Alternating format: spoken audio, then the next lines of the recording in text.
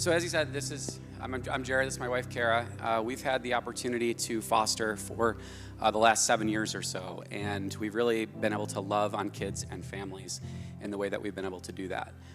For those of you who may not be familiar, foster care is where you step in the gap for parents who are struggling or who need assistance.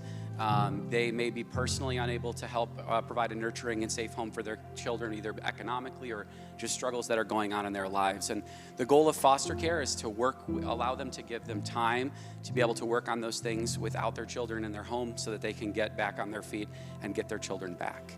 And for us, that's been a wonderful opportunity to be able to see families reunited. So in some circumstances, unfortunately, it isn't safe to return a child home, and that's where an adoption might be the best solution for those children to give them a permanent place. So I don't know that my wife really prepared to speak, so I'll probably do most of the talking, but in a normal situation, you get 9 months to prepare for a child to come. You know it's a girl or a boy. Your family and friends tell you exactly what you need because they've been there before. But in foster care, it's quite a bit different. That 9 months turns into 24 hours or less. And in many of the cases that we've experienced, it's a handful of hours from the phone call to the time the child arrives in your home.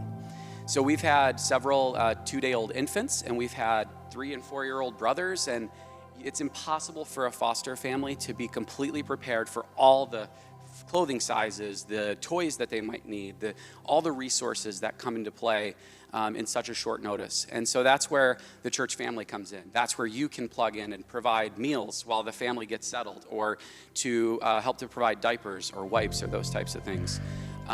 So, in one scenario, as an example, we had a father who was, really preparing for his kids to come home.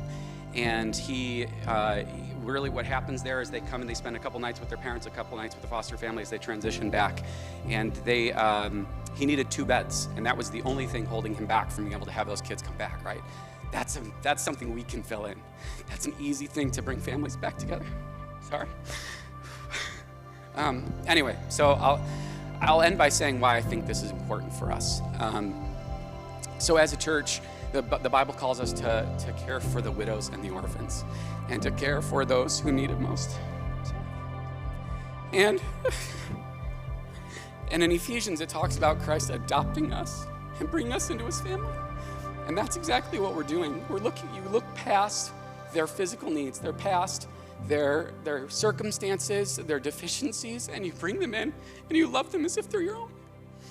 And that's what foster care is all about. And I hope that you'll join us in supporting projects. We're not perfect either. Thank you. So I think if you're called to be a foster parent, pray about it. Amen. And ask for guidance from somebody that's been there, because I think many people could do it. Amen.